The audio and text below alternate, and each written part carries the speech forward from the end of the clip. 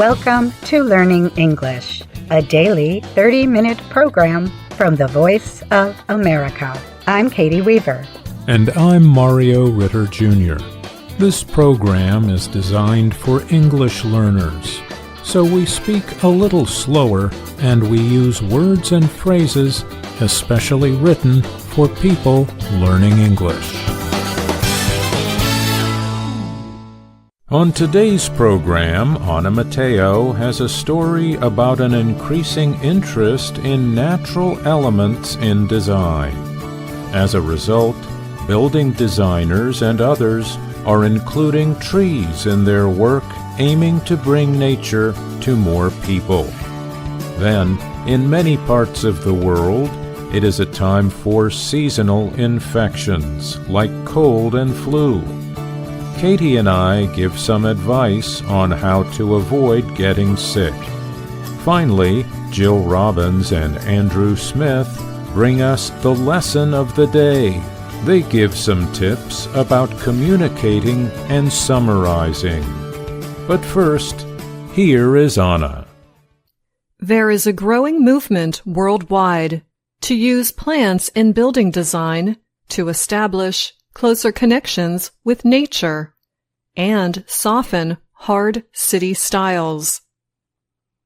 The movement also seeks to improve designs to help protect the environment and increase personal wellness. Many of the efforts by architects and designers have centered on one natural element: trees. Examples of such design can be found in many places, including New York City. A building in Manhattan that houses the Ford Foundation has a 12-story, light-filled entrance area, or atrium. It is also filled with plants and flowers, including magnolias, eucalyptus, jacaranda, cryptomeria, ironbark, and pear trees. Another example sits within New York City's Brookfield Place shopping center. The center's main atrium includes a collection of 12-meter-tall Washingtonia palm trees. In Singapore, the city-state's Jewel Changi Airport offers travelers an inviting environment. It has 2,500 trees native to nations including Madagascar, Australia, Malaysia, and Indonesia. The airport includes a 2.4-hectare indoor forest with walking paths. Some apartments and mixed-use buildings are also putting trees and other greenery into their designs. Such buildings are sometimes called green scrapers, a term that comes from the word skyscraper. In Milan, Italy, architect Stefano Bueri designed Bosco Verticale, a 44-story building with 800 trees and other greenery. In the Netherlands, he also built the Trudeau Vertical Forest. This is a low-income apartment building with trees growing on all sides. Similar changes are also happening inside private homes. In some, trees are brought right indoors. In others, outdoor trees are carefully placed as important partners in the building plan. Some architects even build homes around existing trees. Others plant one or more trees inside the home. And some architects or designers imagine natural settings indoors by using parts of trees. These designs are meant to create the look and feel of real wood, while bringing feelings of peace and calm. Yoko Okada is an architect at New York City's Oda Architecture. She told the Associated Press that she and her coworkers aim to bring outdoor elements indoors as often as they can. There's nothing more calming than being surrounded by nature, Okada said. She added that a living tree indoors can bring peace and happiness as people watch it grow and change. Another design example came from KAA Design Group in Los Angeles. A team from the company created a modern home that uses the properties existing trees, such as cork oaks, rare Torrey pines, and magnolias. One very large, old cork oak sits in the center of the property. At first, the owners did not like the look and said they wanted the tree gone. One of the company's partners, Grant Kirkpatrick, had to persuade the homeowners to keep it. Kirkpatrick explained he succeeded by pointing out that the tree was a 300-year-old antique that should be featured rather than removed. The driveway on that property also offers a calming design. A black pine tree rises up from the driveway like a piece of natural art. In addition, views from almost every window in the house feature the beautiful nature outdoors. Okada says she suggests people do not plant a full-size tree in their home without first seeking expert advice. She notes that a living tree will only do well if certain conditions, such as air, light, and soil, are right. Okada added that a living tree needs to be supported by proper infrastructure to stay alive and avoid home damage. She also urges people to heavily research a tree's natural environment to avoid drawing in unwanted pests. Kirkpatrick noted that planting a tree indoors can be difficult. He explained that at least 1.2 meters of soil depth is needed, along with lots of natural light and the right temperature. Kirkpatrick said he worked on one property that experienced a serious fire in 2016. His team decided to use parts from one of the burned manzanita trees in the interior design. The piece was painted black and placed inside the property. He said it now represents an eye-catching natural art piece. I'm Anna Mateo.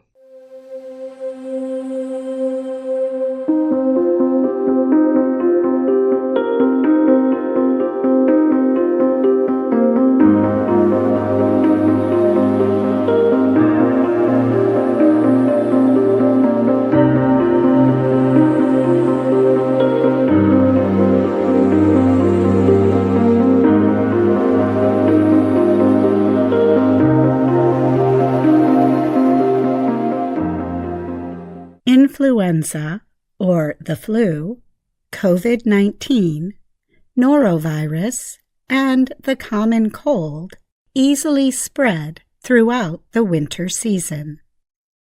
Knowing what these infections are and how they spread can help us avoid them. The Associated Press has listed some things anyone can do to keep healthy and to know more about these infections. Some signs or symptoms of a cold, the flu, COVID-19, or norovirus are similar. This can make it hard to know what is making us sick. However, some symptoms are unmistakable. Norovirus spreads through polluted food, water, and surfaces, including the skin. The virus causes vomiting, diarrhea, and stomach pain. The sickness can last for about 1 to 3 days. The common cold can be caused by several different kinds of viruses and can include several symptoms. These include a runny nose, congestion, cough, sneezing, and pain in the throat, head, and other parts of the body. It can also cause higher than normal body temperature or a fever. The common cold usually lasts less than a week. The flu is caused by influenza viruses that are always changing. Infection leads to fever, cough, sore throat, runny nose, body aches, headaches, and feeling tired. Flu symptoms usually hit more quickly than cold symptoms. They can last from a few days to 2 weeks. COVID-19 can cause fever, chills, cough, congestion, tiredness, and throat and head pain. Other signs of COVID are the loss of smell or taste, difficulty breathing, nausea or vomiting. The sickness can last for several days. The respiratory syncytial virus, or RSV, can make people sick for 1 or 2 weeks. The signs include runny nose, congestion, coughing, sneezing, breathing problems, fever, and a loss of appetite. So, how can we avoid infections? Experts say people should wash their hands carefully and often with a cleanser such as soap. Clean hands are very important to reducing the spread of norovirus, colds, flu, and COVID-19. The United States Centers for Disease Control and Prevention, CDC, says this is especially true after using the bathroom, eating, or preparing food. Make sure you take enough time to wash your hands. It should take at least 20 seconds to complete the job. If you do not have soap and water available, cleansers called hand sanitizers are a good substitute. The sanitizer must be at least 60% alcohol to be effective against most of these viruses. An exception is norovirus, which requires a stronger sanitizer. To avoid norovirus, you must immediately clean surfaces that have come in contact with infected food or bodily fluids. The CDC advises disinfecting things with a chlorine bleach solution or one of the products listed on the Environmental Protection Agency website. Do not forget to wash any clothing that has come in contact with vomit or other bodily waste. Use hot water and soap, then wash your hands again. With colds and flu, it is best to repeatedly clean surfaces that are touched or used often.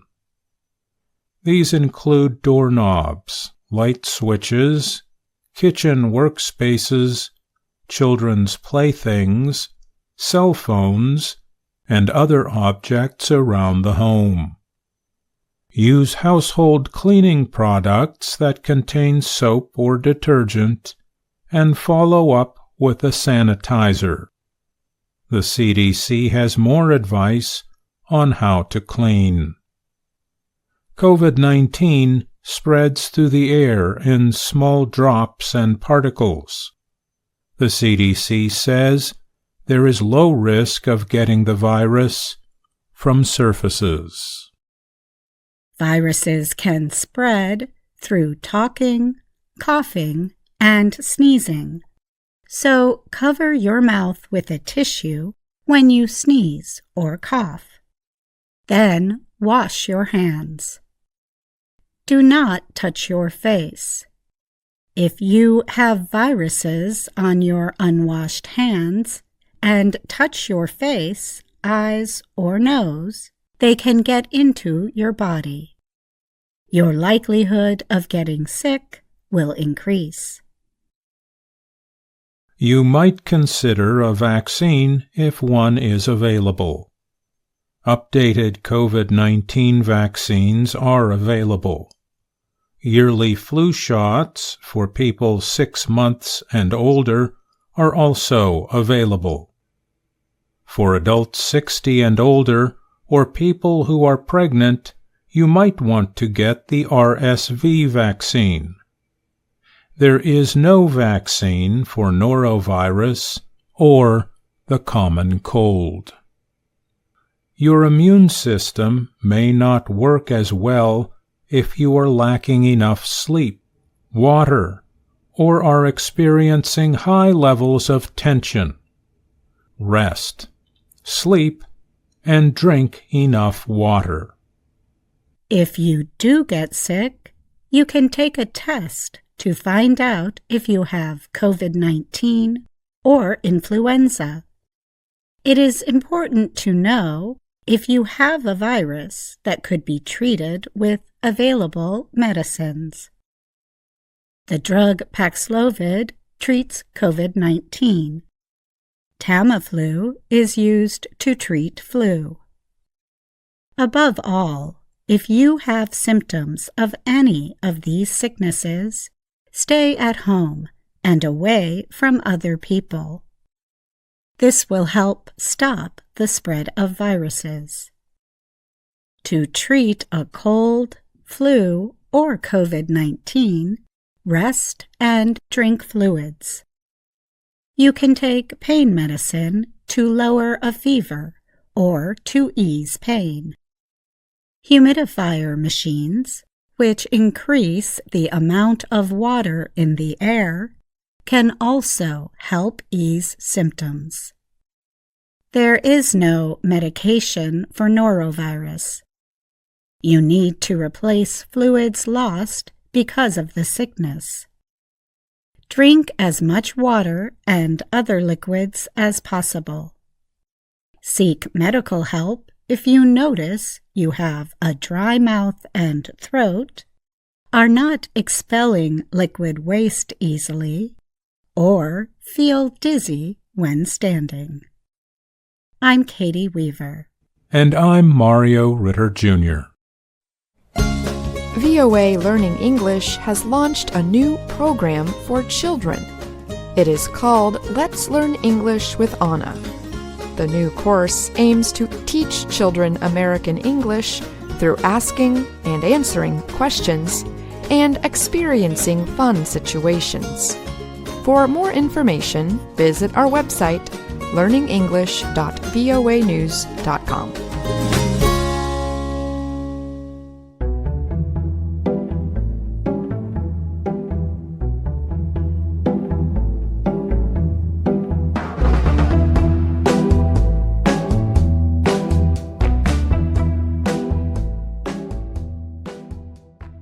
Hello, my name is Anna Mateo. And my name is Jill Robbins. And I'm Andrew Smith. You're listening to the Learning English Podcast. Welcome to the part of the show where we help you do more with our series, Let's Learn English. The series shows Anna Mateo in her work and life in Washington, D.C. In the lessons we have been watching lately, Anna has been trying new things at work. In Lesson 18, she tried reading the news. And the best word to describe that experience is challenging. Miss Weaver asked Anna to read the news without showing her feelings. Anna is very expressive, so that was difficult. I hope her boss gives her another opportunity in this lesson. Let's watch the beginning of Lesson 19, a lesson we call, When Do I Start? Anna is talking with her boss on the phone to explain why she is late coming to work. Hi there! Summer in Washington, D.C. is hot and sunny. I always ride the metro to work. Riding the metro is cool and fast. But today, it's closed. So I am walking to work.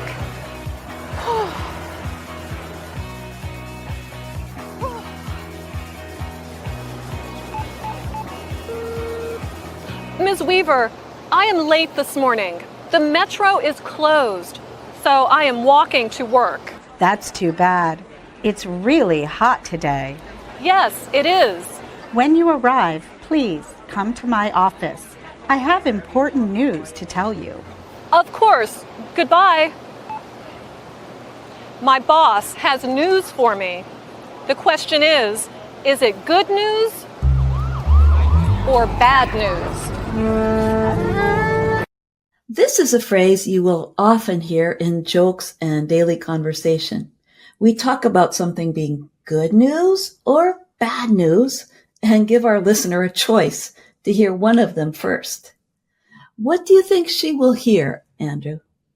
I think she might hear some bad news, since she had so many problems trying to read the news objectively, as we said in our last podcast.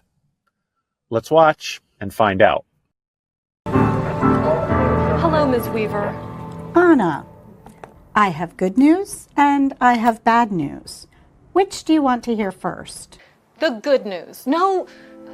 Okay, the bad news. Notice the way Ms. Weaver asked Anna to choose. She said, which do you want to hear first?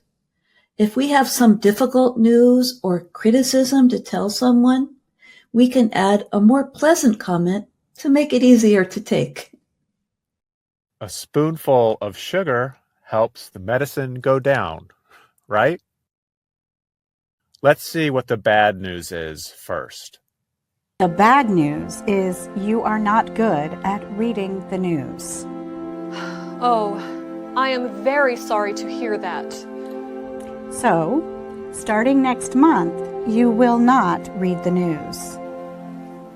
Next month is July. You are firing me in July. No, I am not firing you in July, or in August, or in September. That is the good news. Okay, you are not firing me. I am not reading the news. What will I be doing? Once again, you're listening to the lesson of the day on the Learning English podcast. I'm Jill Robbins. If any of our listeners are not familiar with the word Anna uses here, firing, it means when someone is ordered to leave their job. Here we heard good news and bad news. The good news was that Anna will not lose her job. The bad news is Anna is not very good at reading the news. I wonder what new position Anna will have. Did you notice how Anna summarized what Ms. Weaver says, or what she thinks she said? This is a skill we call summarizing. That means saying something you read or heard again in a shorter and simpler way. A lot of school assignments involve summarizing. In fact, you could say a big part of our job here at VOA Learning English is summarizing. We take news stories and put them into simpler sentences. And Anna summarized what she heard Ms. Weaver say as a way of confirming her understanding. Okay, you are not firing me. I am not reading the news. What will I be doing? You're listening to the lesson of the day on the Learning English podcast. I'm Andrew Smith. Maybe Ms. Weaver should review Anna's skills and try to find something she's more able to do. Great idea, Andrew.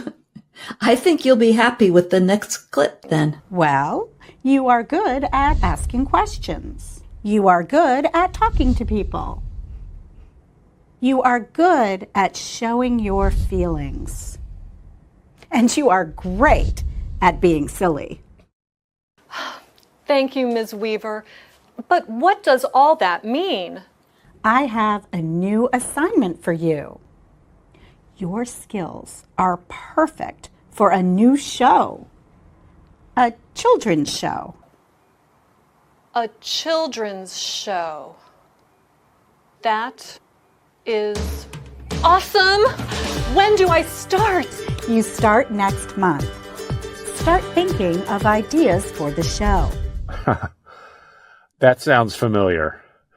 I think she has tons of ideas for the show, too. But you're right. Ms. Weaver helps Anna to see her strengths and gives her a new assignment. She doesn't want to spend a lot of time discussing them, so she summarizes them this way. Well, you are good at asking questions. You are good at talking to people. You are good at showing your feelings. And you are great at being silly. Jill, have you ever changed roles at a job? Yeah, lots of times.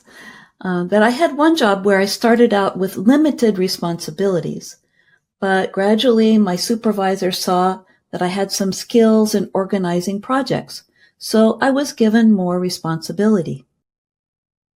Skills like that can be learned through experience or by working with someone who is more experienced than you are. I think you might also have some talent, which is a quality you're born with.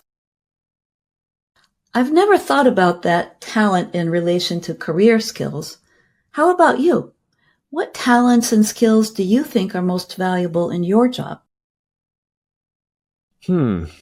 It's a good question. And I think that's kind of a chicken and egg question or chicken and egg idea. That means it's hard to say which one comes first. I think I've developed some of my natural talents, like being able to use my voice well, maybe being able to sing a few simple songs or something like that. And those skills can help with broadcasting.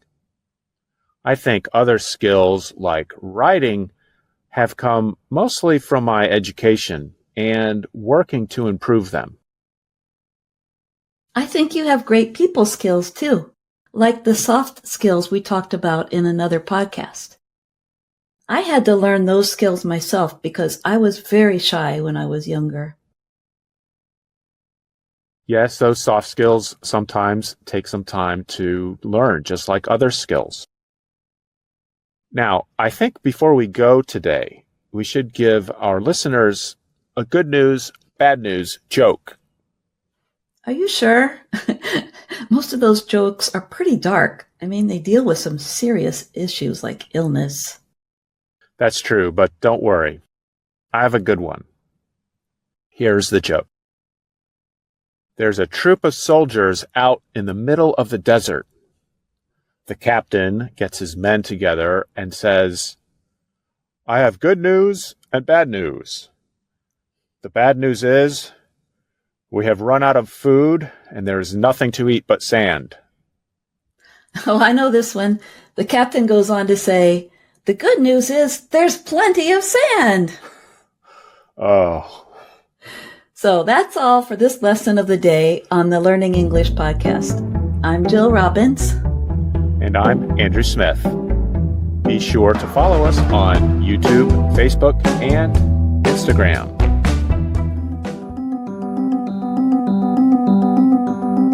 And that's our show for today.